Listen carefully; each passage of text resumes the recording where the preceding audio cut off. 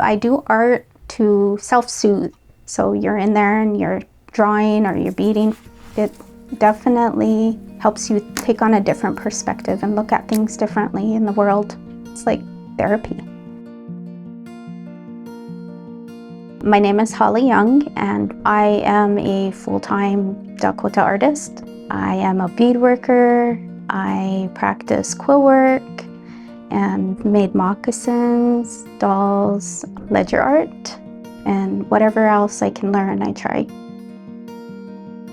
When I was pregnant and carrying my daughter was when I first got interested in art. In our Dakota way, when our children are born, we gift them with cultural items. That's where I wanted to start learning how to do the work myself.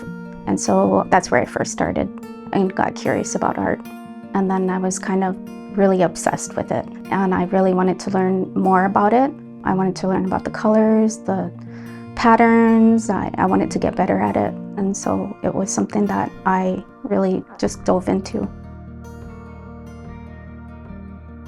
Beadwork, which is the first art form that I picked up. And that's because you have a ton of color that you can use in the beads.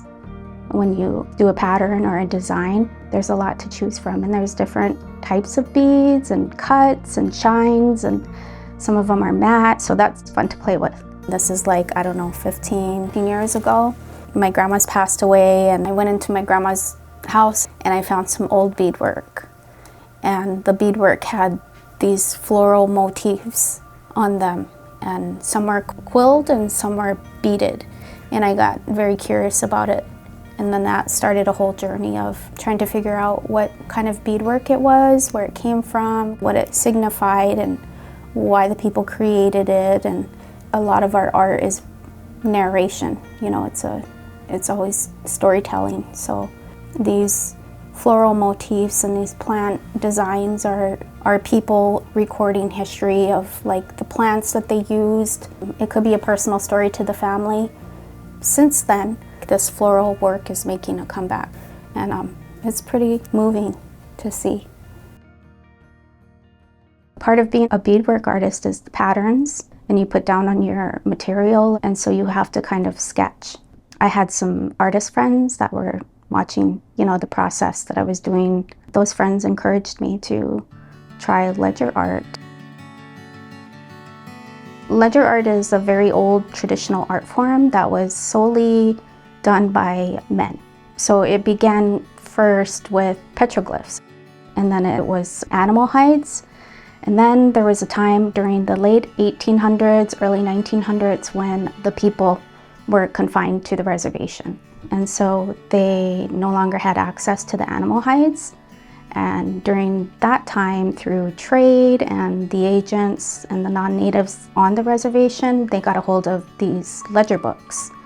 And so the ledger books were used to keep track of census taking. Some were used for distribution of materials such as blankets and food. And so the people had taken those books and, you know, adapted to the extreme change that was happening around them, and just made do with it.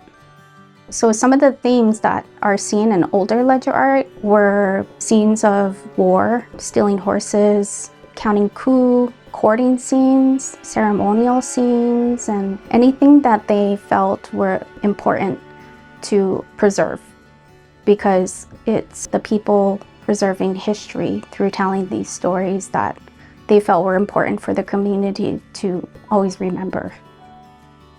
Being a contemporary ledger artist and a woman and a mother, my point of view is obviously a little bit different than the older ledger art. I tend to focus on a lot of things that I know. I tend to draw moms and children and grandmas, cradle boards. Creating ledger art is like letting my voice be known and my experiences as a woman. Recently, I worked on illustrating my first children's book. Is with author Tara Perrin, and it's called The Sacred Land of Pejuta. And Pejuta means medicine in Dakota.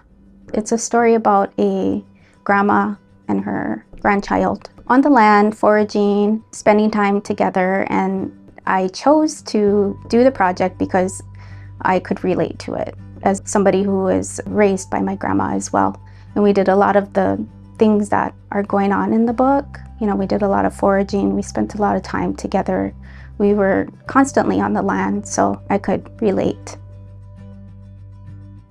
What's important about creating ledger art is continuing a tradition that I feel is important. I think that we think of art in these days that it's like you do art and then you live your life.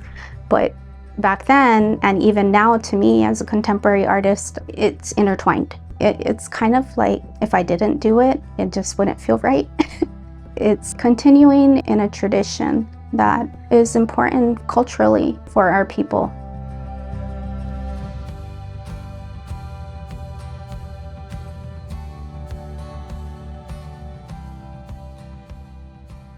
Funded by the North Dakota Council on the Arts and by the members of Prairie Public.